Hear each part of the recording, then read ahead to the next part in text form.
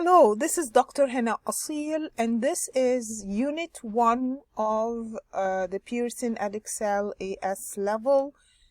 This was the exam in June of 2023.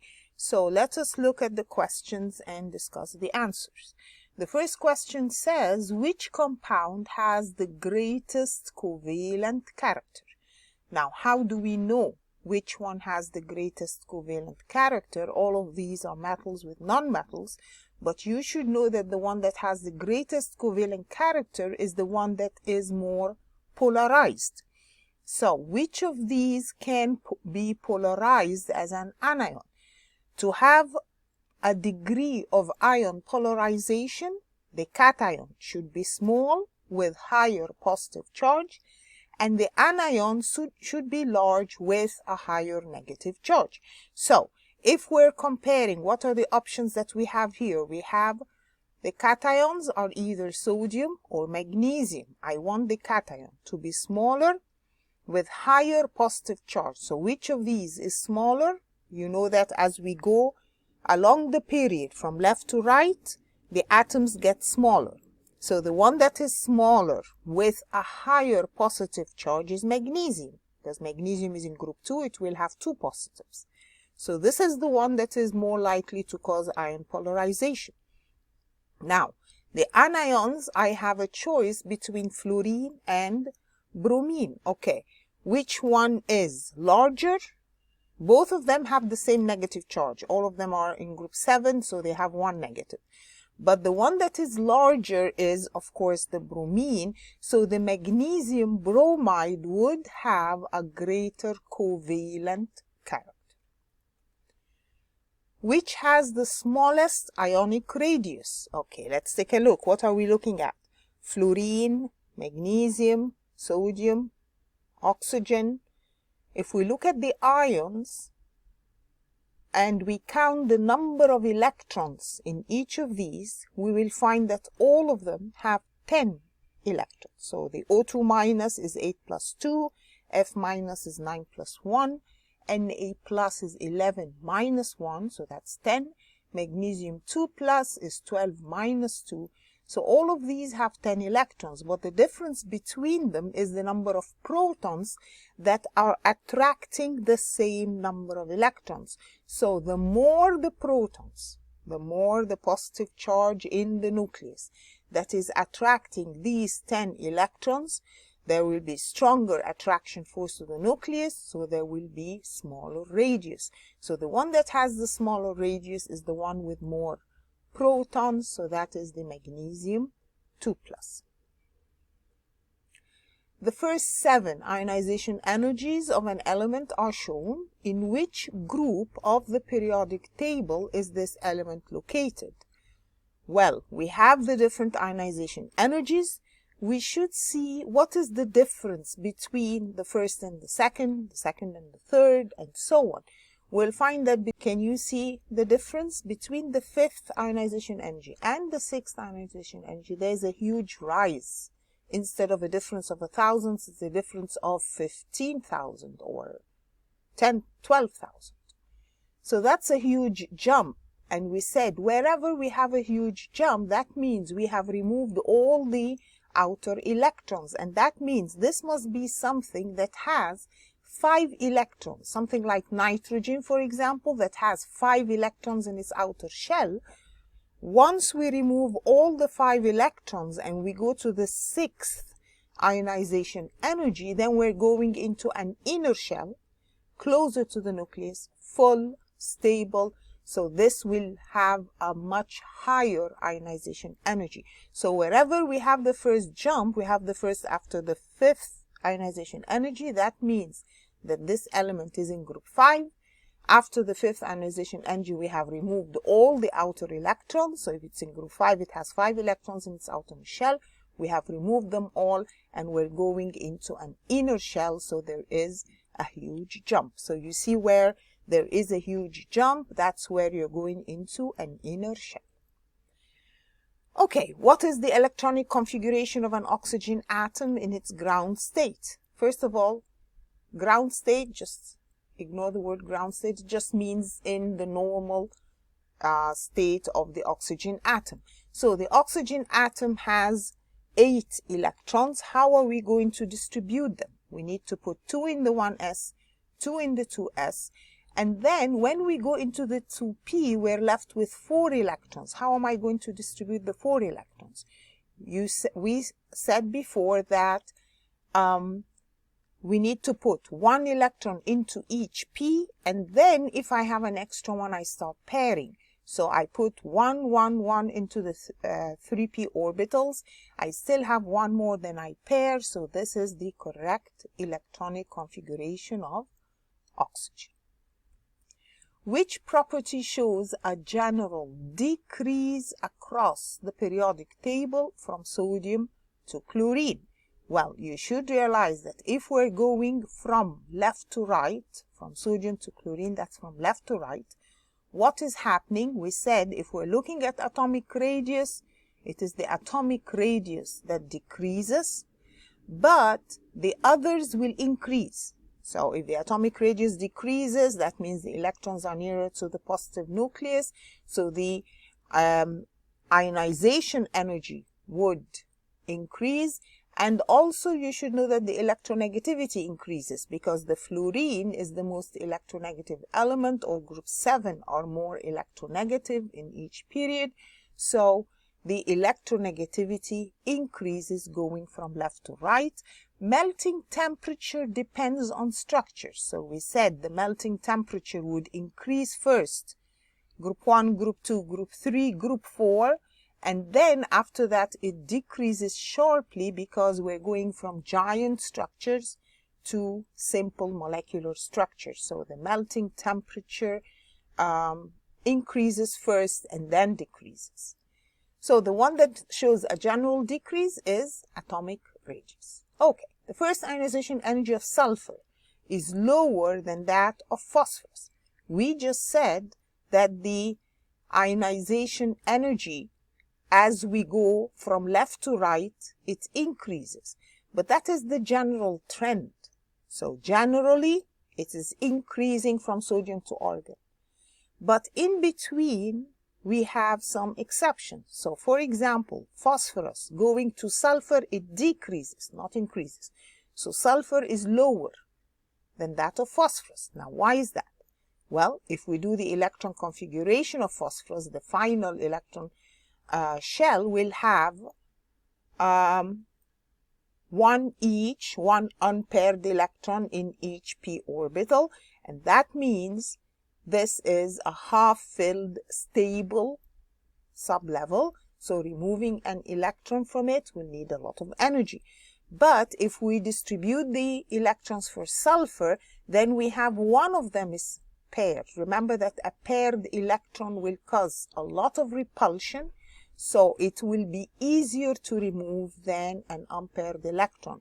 So the reason why sulfur has lower ionization energy than phosphorus is there is more repulsion between the electrons in the outer sublevel, so it is easier to remove, needs less energy than an electron from phosphorus. Okay, this question says 1 kilogram of seawater contains 64 milligrams of bromide ions. What is the concentration of the bromide ions in parts per million? How do we get parts per million? You should remember it is the mass of that substance over the total mass of the solution times 10 to the 6. But remember that both of them must have the same units. So here he's saying 1 kilogram contains 64 milligrams. So let's convert all of them to grams. So that is 64 times 10 to the minus 3 grams over 1 kilogram, that's 1,000 grams times 10 to the 6. That's how we get parts per million. So it comes out to 64 parts per million. How many bromide ions are in 500 grams of this sample? He's still talking about this. He's saying I have 1 kilogram of the seawater contains 64 milligram of bromide ions. Now he's telling me how many bromide ions in 500 grams of the sample. Well, first of all, if 1 kilogram has 64 milligrams, then the 500 grams will have this, 500 times 64 over 1,000. So that means that the 500 grams has 32 milligrams of bromide ions. That's the mass. How do we get number of ions? I have to get number of moles first. So the number of moles of the bromide ions is the mass over the molecular mass of bromine. So that is this number of moles. Now, how many ions? You multiply that by Avogadro's number. Avogadro's number is, it can be written as 6 or it can be written as 6.02 times 10 to the 23. So that gives this number of ions. Okay? Okay. Question 8 says 0.15 mole of aluminium is added to 120 centimeter cubed of 1.5 mole per decimeter cubed hydrochloric acid. What is the amount of unused reactant? Okay, unused means excess. So we're trying to find out how much excess of one of the reactants. Well, aluminium is 0.15 mole, he already tells me. So I need to get the number of moles of hydrochloric acid and then compare according to the equation. So the number of moles of hydrochloric acid is concentration times volume. Again, remember to divide the volume by 1,000 because that is in centimeter cubed and I need it in decimeter cubed. So you divide by 1,000 and this gives 0.18 mole. Okay. So that means he's reacting 0.15 mole of aluminium with 0.18 mole of HCl. But according to the equation, where is the HCl and where is the aluminium? Remember that the equation says 2 moles of aluminium need 6 moles of H+. Or basically the number of moles of H+ should be 3 times the number of moles of aluminium.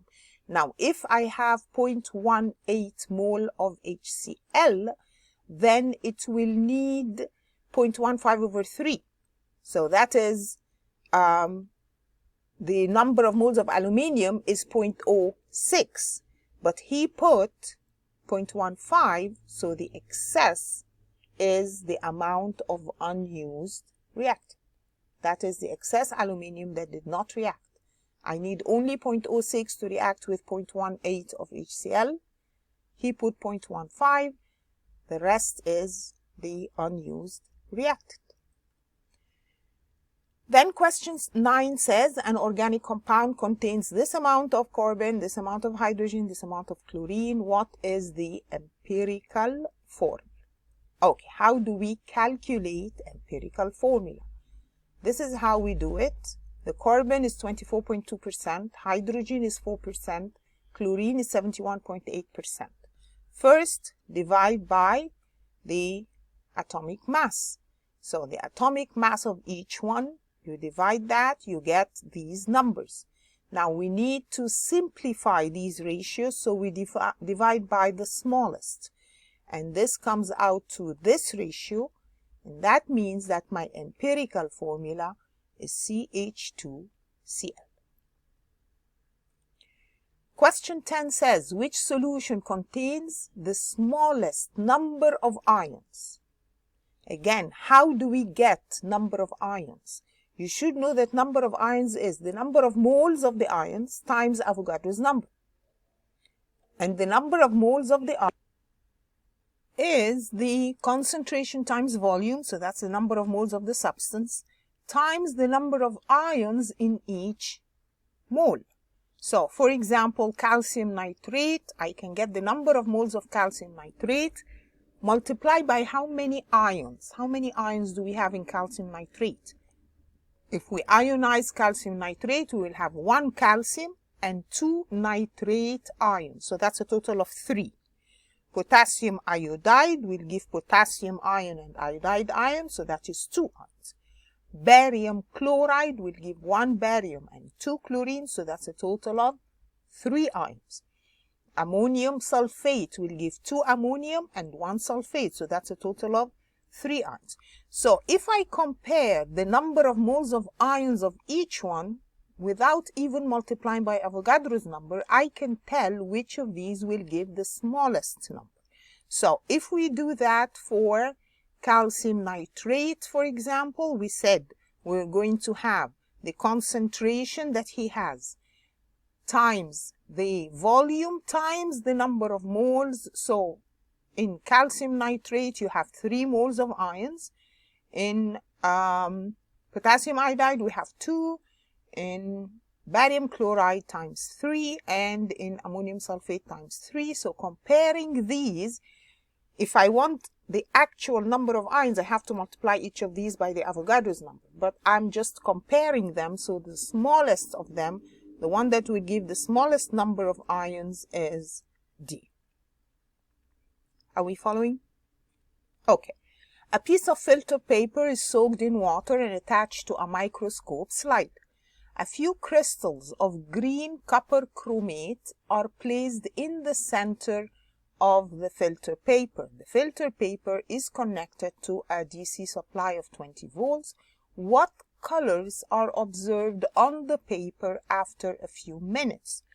Of course, what is happening after a few minutes is that the copper chromate, the ions will separate. Some of them will go to the positive electrode and some of them will go to the negative. Now, which one will go to the positive? Of course, the ones that are negative. The chromate ions will go to the positive. The copper 2+ will go to the negative. Now, the question is, what is the color of the chromate ion and what is the color of the copper 2+?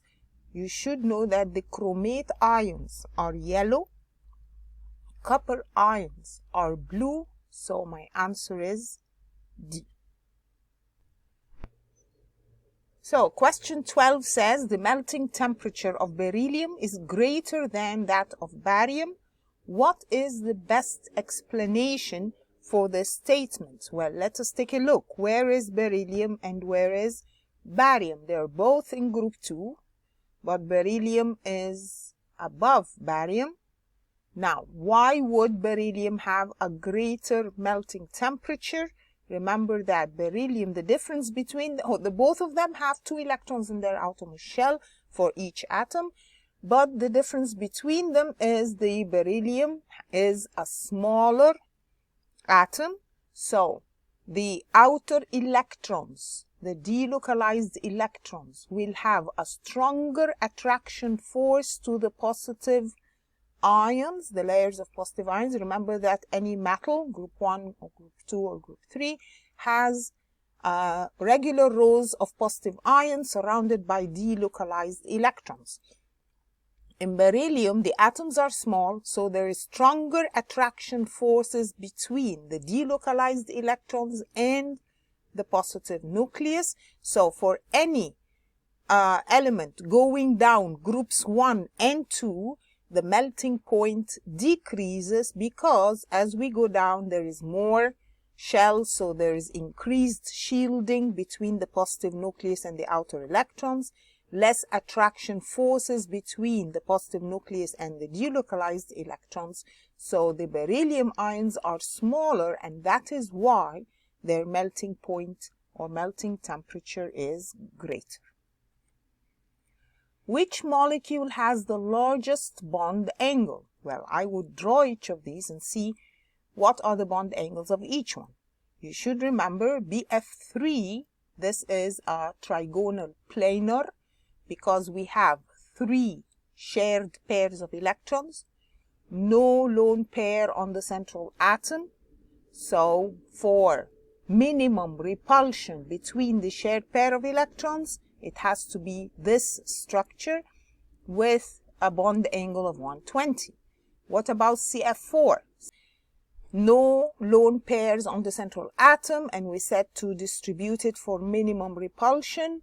It is a tetrahedral structure with bond angle 109.5. What about water? We said water is nonlinear.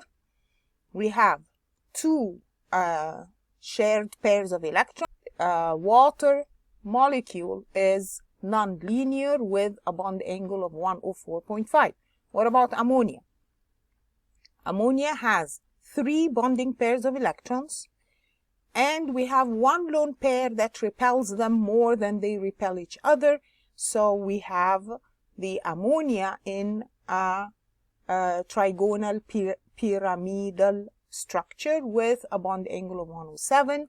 So the one that has the largest bond angle is BF3.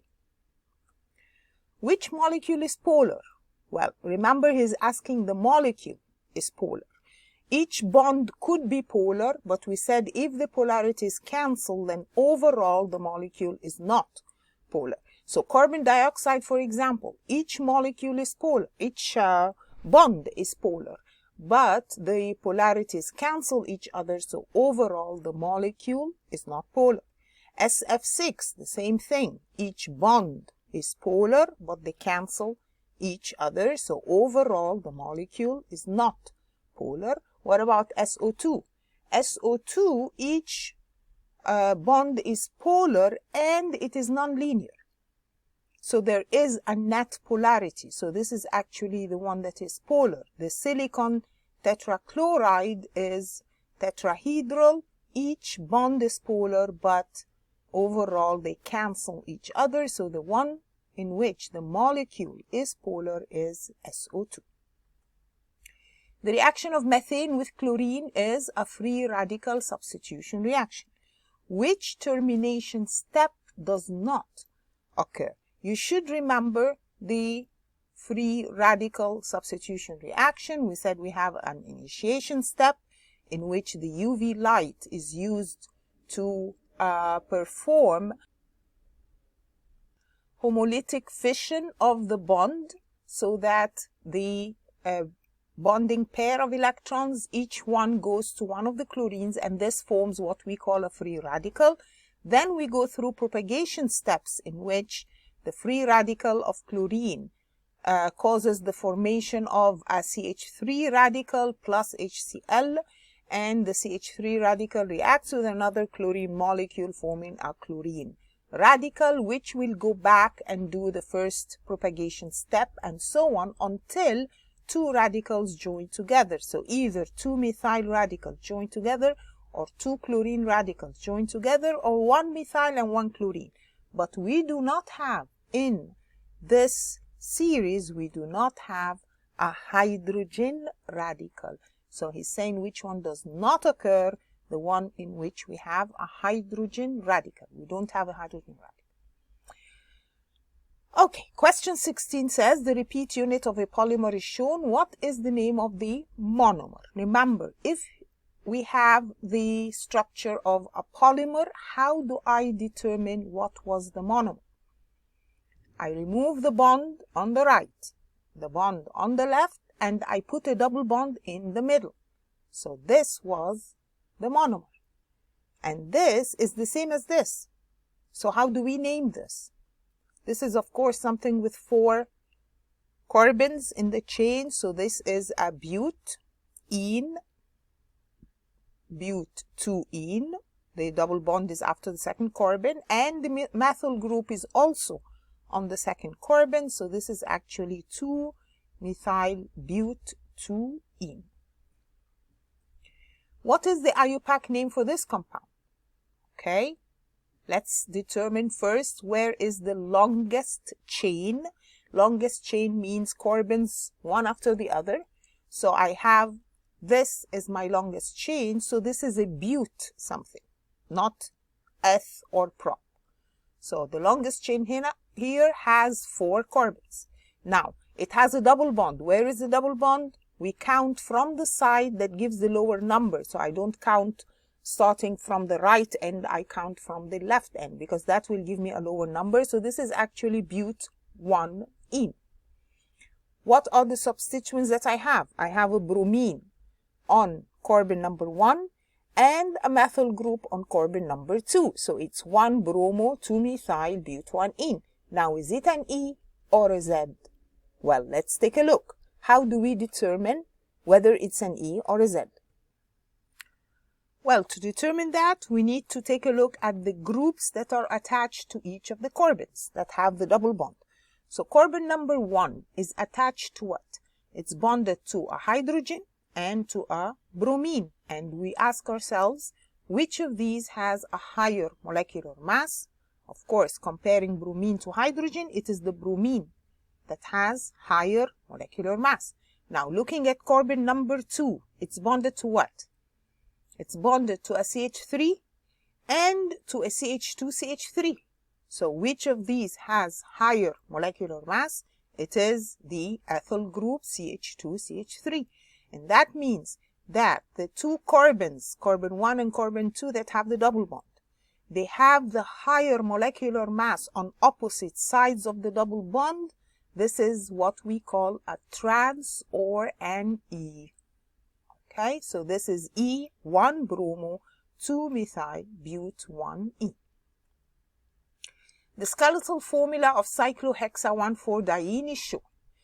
What is the total number of sigma bonds in this molecule? Well, what are sigma bonds? Sigma bonds are the bonds present in single bonds, and they are also present in double bonds, because when we have a double bond, this is made up of 1 sigma and 1 pi. So if I'm counting the number of sigma bonds, it is everywhere that I have a single bond, or in a double bond I have one of them as a sigma bond. So if you count all of these bonds, and remember that you have hydrogens on this molecule, so that each carbon has a total of 4 bonds. So counting all these single bonds and 1 in each double bond, this is a total of 14 sigma bonds. 1.6 grams of cyclohexane-1,4-diene is reduced to cyclohexane by reacting it with hydrogen gas.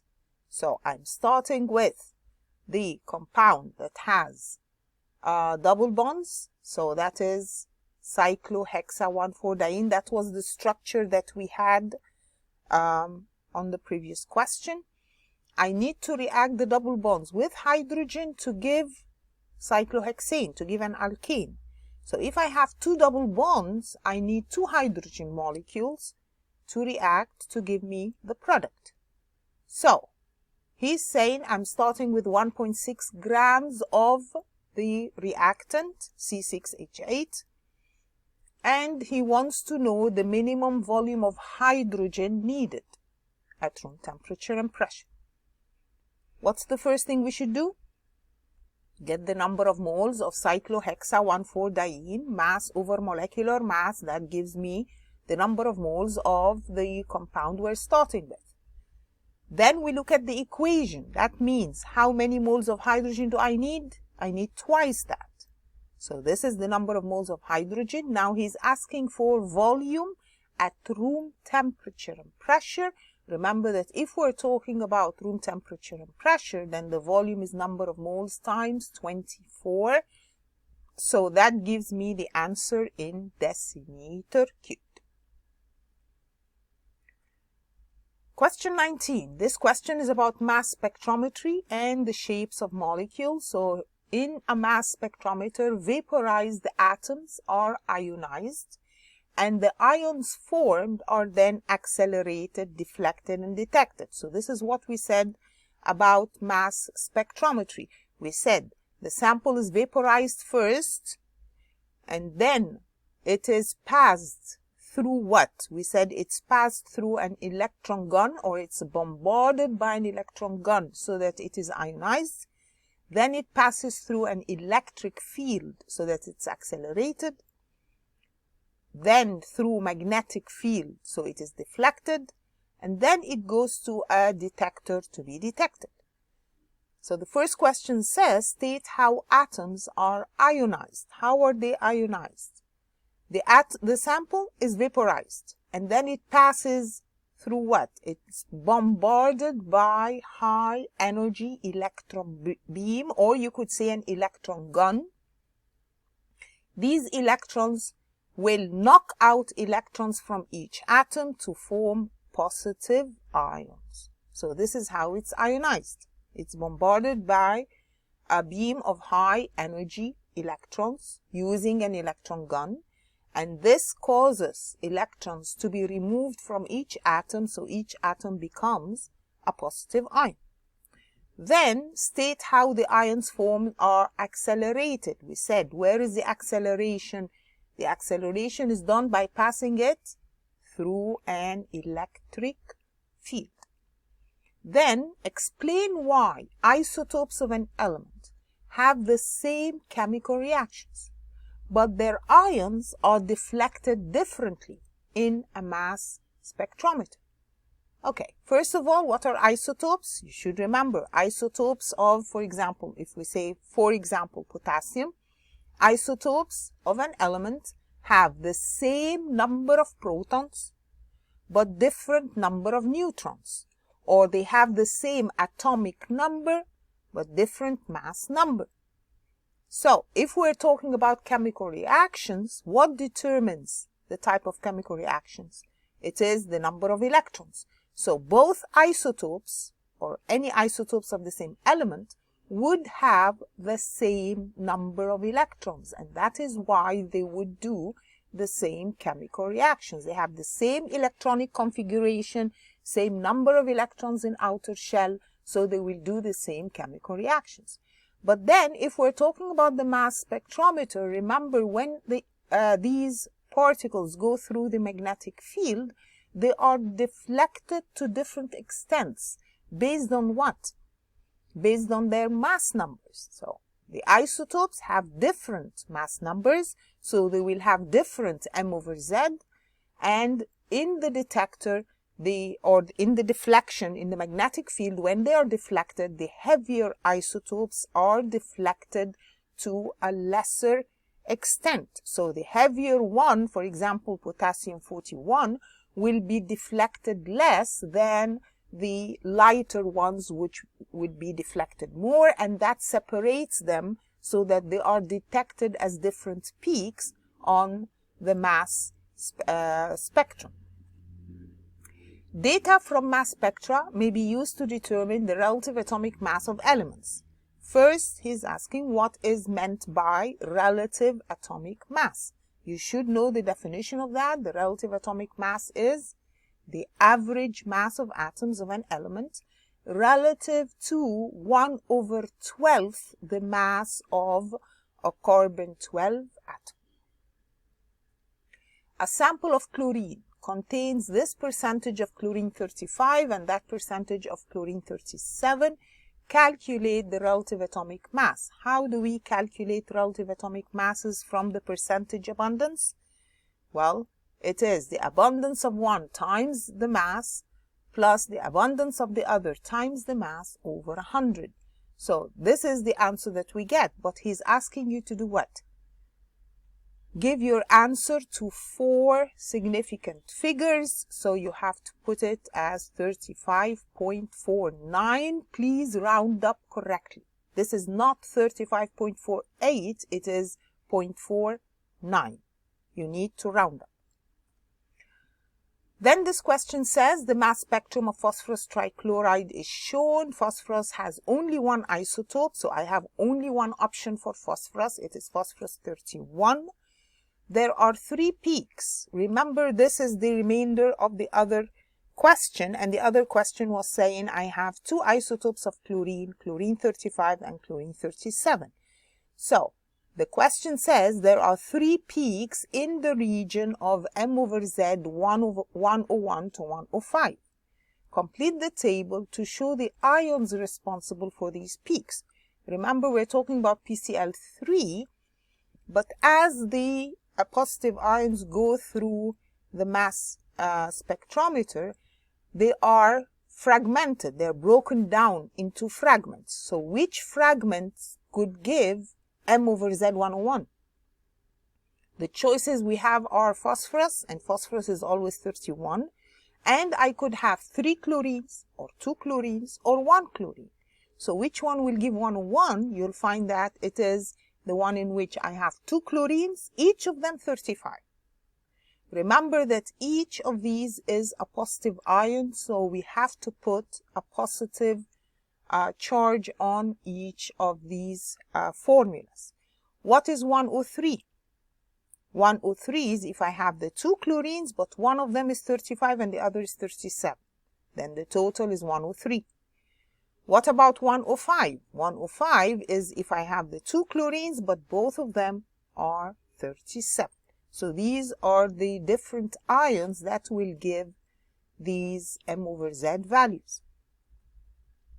Show that the relative peak heights given in the table, so the relative peak heights were this in the table, 9 to 6 to 1, are consistent with the isotopic ratio of chlorine 35 to 37 being 3 to 1. So we are told that the chlorine 35, ratio of chlorine 35 to 37 is 3 to 1. Do the peak heights agree with that? Well, obviously they do. If you do math, ratios, 3 plus 1 is 4. So if I have 35 and 35, then this is 3 over 4 times 3 over 4. So that is a total of 9 with respect to the 16 overall. If we have 35 and 37, remember that we have either the first one 37 and the second 35, or the first one 35 and the second 37. So that is 2 out of 4 times the 3 to 1. So that's 3 out of 4. And that comes out to 6. So this is math. If we do this, yes, it does come 9 to 6 to 1. Draw a dot and cross diagram of a PCl3 molecule. How do we draw PCl3 dot and cross? Remember, phosphorus is in group 5, so it has 5 electrons. It needs 3, but each chlorine can share 1, so we need 3 chlorines. Each chlorine will share 1 and it still has the rest of its 7. Do not forget that each chlorine still has 6 electrons not involved in the sharing.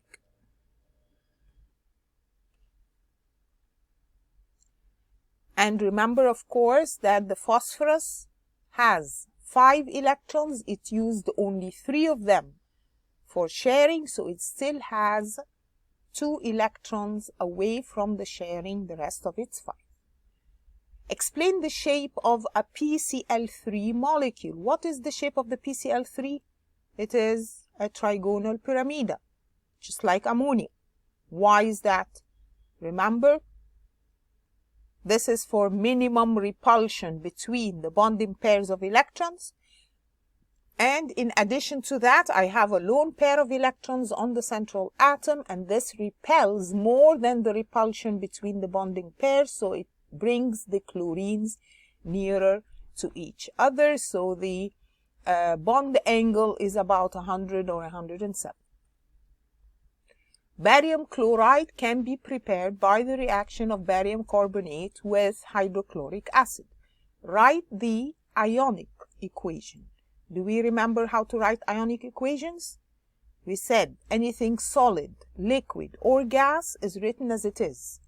The aqueous is ionized. So if I'm going to ionize this, the aqueous HCl will be ionized into 2H plus and 2Cl minus. The first one is always positive, the second one is always negative. Plus barium chloride, so barium is in group 2, so that's 2 positives, and I have 2 chloride ions. The carbon dioxide and the water will remain as they are. Then I cancel whatever is the same on both sides of the arrow, so that is the chloride ions, and this is my net ionic equation for this reaction. The barium carbonate is a solid. The 2H plus from the acid gives barium 2 plus carbon dioxide plus water. Calculate the atom economy by mass for this preparation of barium chloride. This was the equation. How do we calculate atom economy? You should remember that atom economy is the molecular mass of the required product divided by the total molecular mass of all products times 100. That is what we call atom economy. So the molecular mass of barium chloride alone over the total of molecular masses of barium chloride and carbon dioxide and water times 100. This comes out to 77% atom economy. Barium chloride has a melting temperature of 962. Cesium chloride has a melting temperature of 646. Explain by considering the ions involved the difference between the melting temperatures of these chlorides. So the difference between them is the barium and the cesium. So cesium is something in group 1, barium is in group 2. They are both in the same period. So going from cesium to barium, what is happening to the size of the atom? The size of the atom is decreasing. So what is happening is he's telling me that the barium chloride has a higher melting temperature. Now why is that? Because the barium is a smaller atom than cesium, and it has higher charge. Barium is in group 2, so it has 2+. So it's a smaller ion, more positive charge than the cesium. Remember that both of these are ionic, so they are made up of positive and negative ions with strong attraction forces between the positive and negative ions that need a lot of energy to be broken. So which one will need more energy? The one that is smaller ion, more positive charge, so more attraction between the positive ions and the negative ions that need a lot of energy to be broken. Covalent and ionic bonding are extremes of a continuum of bonding type.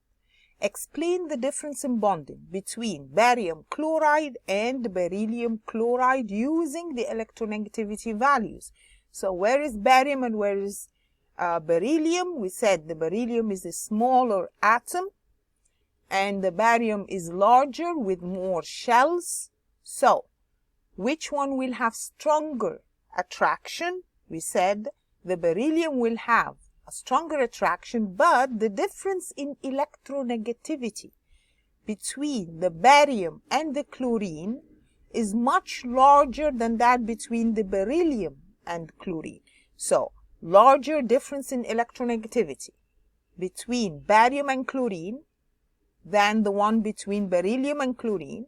The more difference in electronegativity, the more ionic.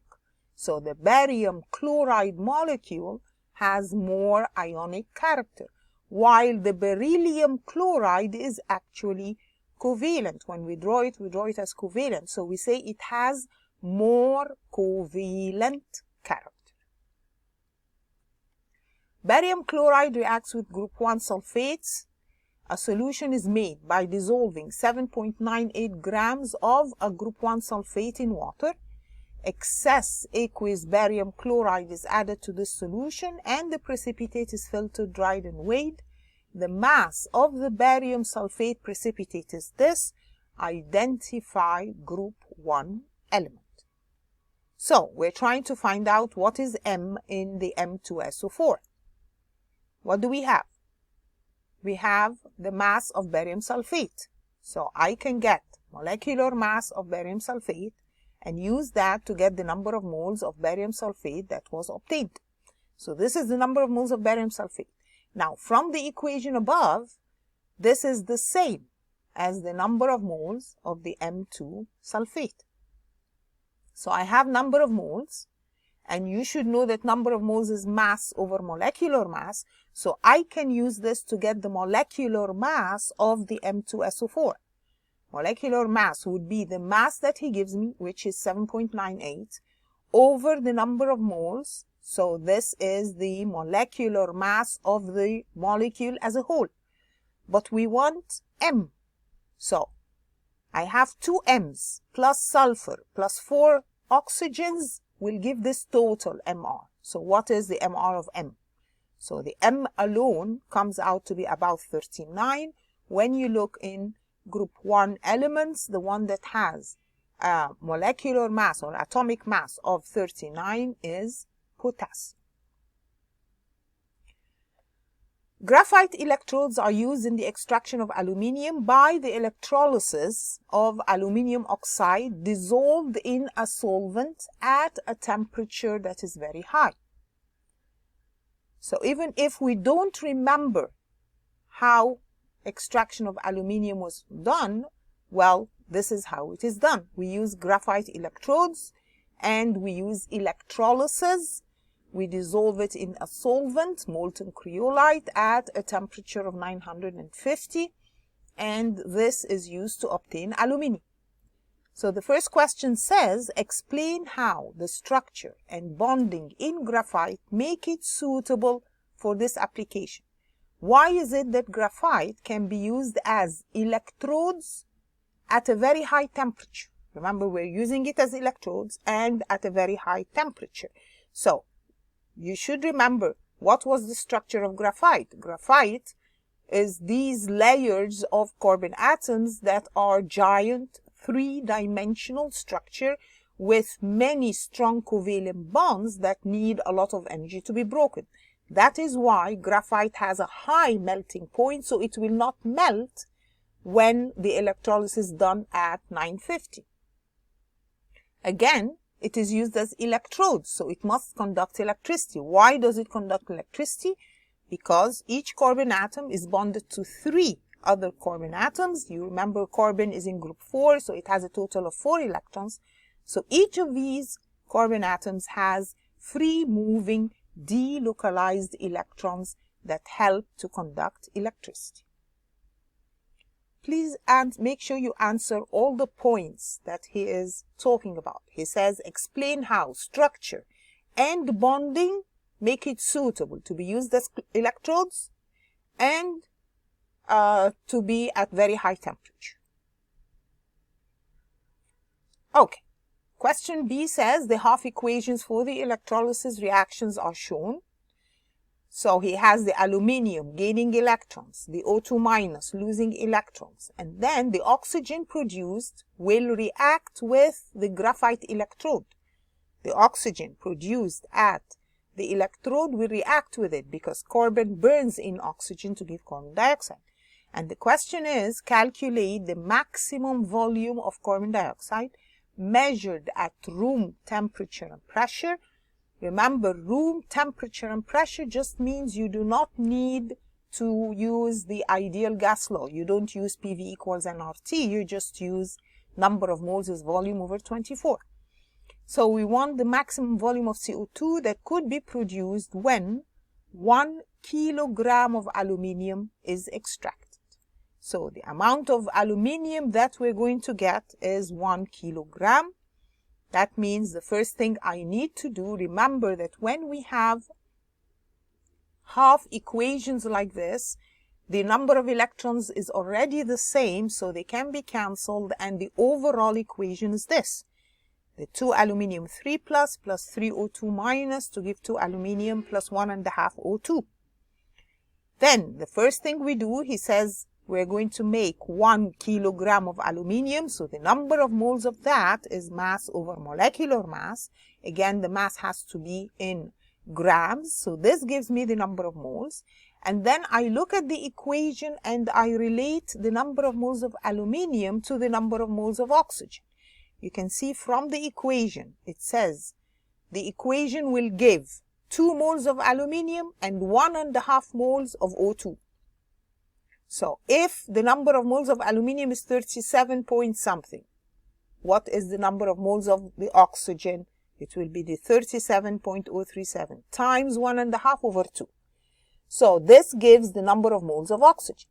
But then if you look at that equation, you can see that the number of moles of oxygen is the same as the number of moles of CO2. So now we have got the number of moles of CO2. What is he asking for? Volume. Volume of the gas is number of moles times 24. This gives me the volume in decimeter cubed.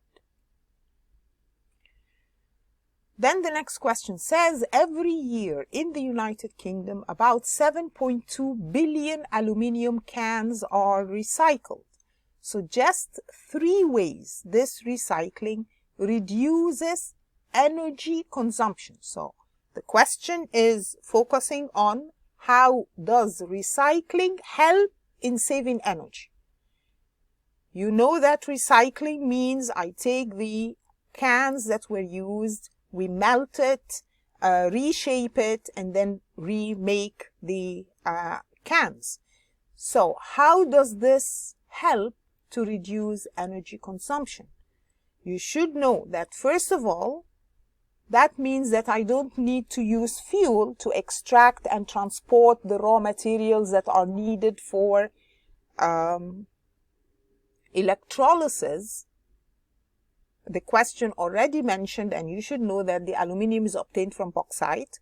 So if I do recycling, then there is less fuel needed to extract and transport the raw materials. There is less electrolysis, so less energy, because the electrolysis needs a lot of energy. So we're going to use less energy because there is less electrolysis. We don't do electrolysis in recycling. We do melting, but the melting of the metal requires less energy than the electrolysis. So in all these cases, we are saving energy. Okay, question 22 says, crude oil is mainly a mixture of saturated hydrocarbons that can be separated by fractional distillation. The diagram shows in a simplified form the products of fractional distillation. So the first question says, state what is meant by a saturated hydrocarbon. Do we remember that? Remember, hydrocarbons are the ones that have carbon and hydrogen, and if they are saturated, like alkanes, methane, ethane, propane, they have only single bonds. So organic compounds, when we say they are hydrocarbons, they're made up of only carbon and hydrogen atoms.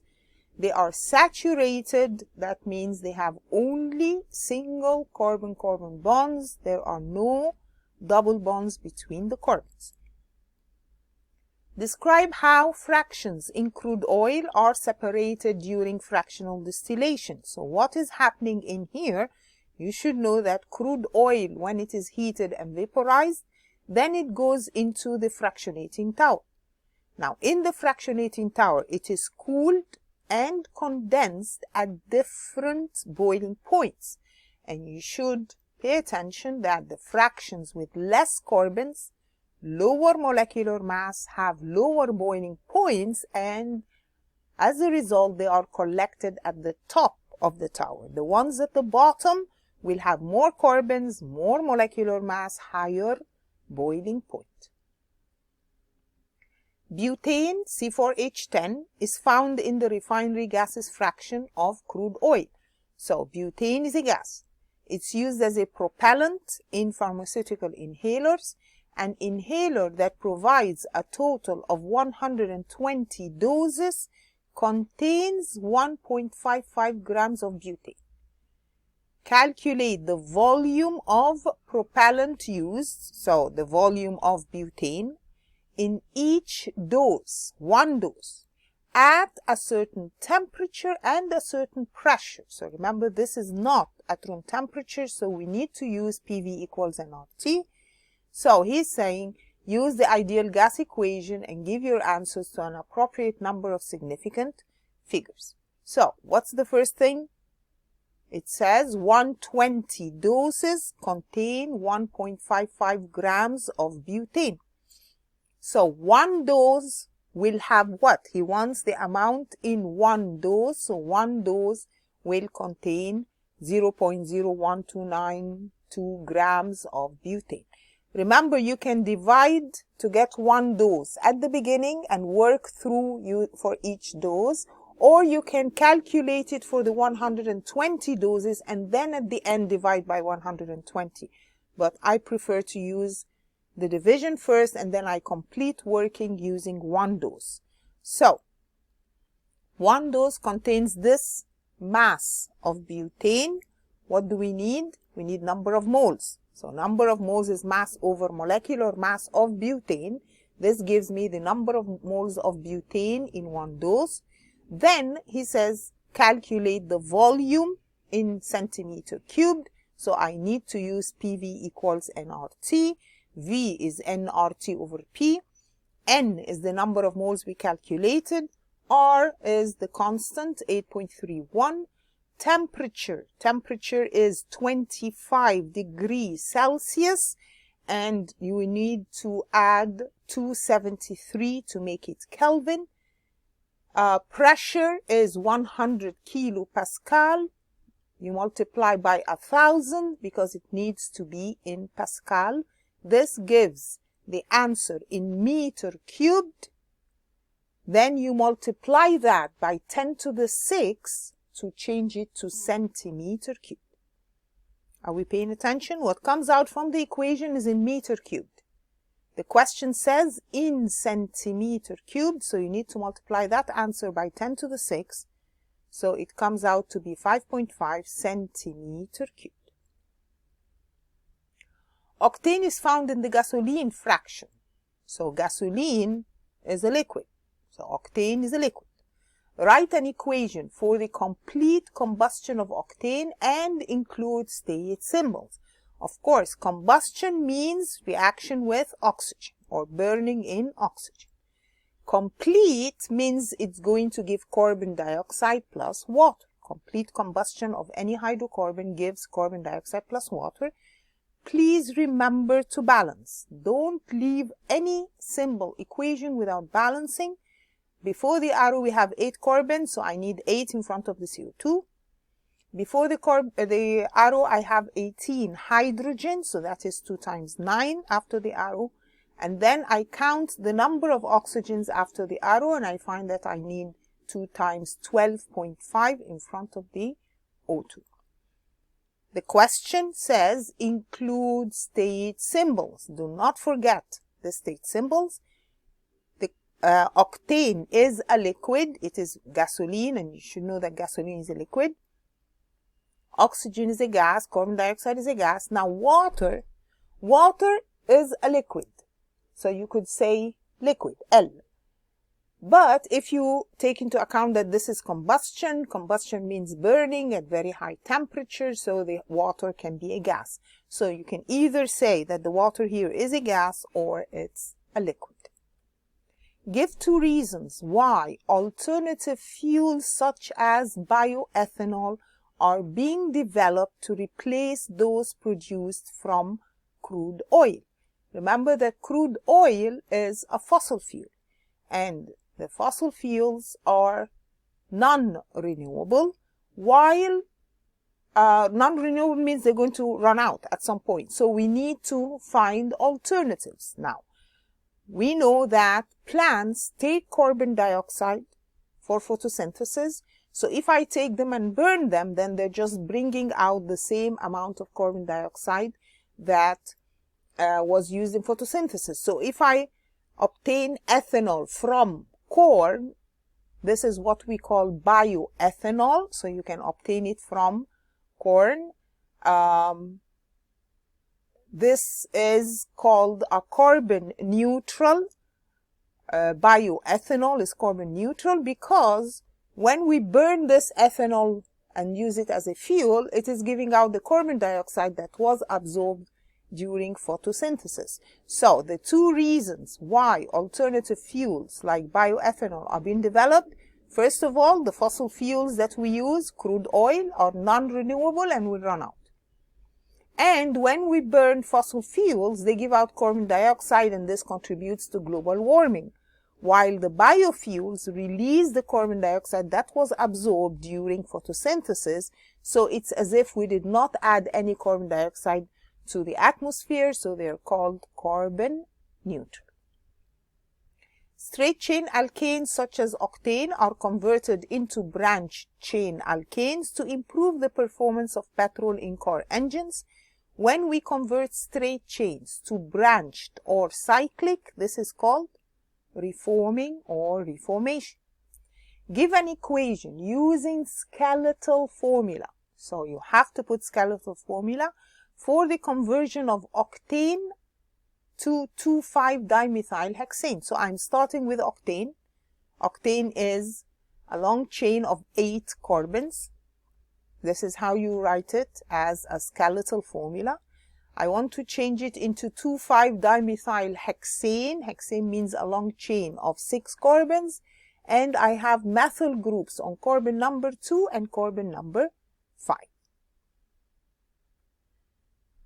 Question D says, in steam cracking, a mixture of hydrocarbons and steam is heated to 850 degrees Celsius for a very short time in absence of oxygen. So we are heating hydrocarbons and steam at very high temperature in the absence of oxygen. Give a reason why oxygen should be excluded. Of course, if we have oxygen, then the hydrocarbons will burn in the oxygen instead of reacting with the steam. So we put in absence of oxygen to prevent combustion of the hydrocarbons. Ethene is a major product. State one use of ethene. What are the uses of ethene? Either to make polymers or to make ethanol. Last question. Ethene reacts with hydrogen bromide to form bromoethane. Draw the mechanism for this reaction. So we're drawing the mechanism for ethene with hydrogen bromide. How do we draw this? We said the double bond, the electrons of the double bond will attack the slightly positive hydrogen, and the electrons between the H and the Br will go to the slightly negative Br. So you have to put these dipoles. Hydrogen is slightly negative, Br is slightly hydrogen is slightly positive, bromine is slightly negative, and the electrons come from the double bond to the H. This will add H to one of the carbons, and this causes the other carbon to have a positive charge. So this is not a slightly positive, this is a full positive charge, so we call that a carbocation that will be attacked by the bromide ions. Remember that the electrons between the H and the Br went to the Br. So this now has lone pair of electrons, and this can be used to attack the carbocation to add the bromine to the other carbon, and that is the mechanism. Please remember this type of mechanism. It comes in almost every exam. And that's the end of this paper. I hope this was useful to you. Thank you for listening.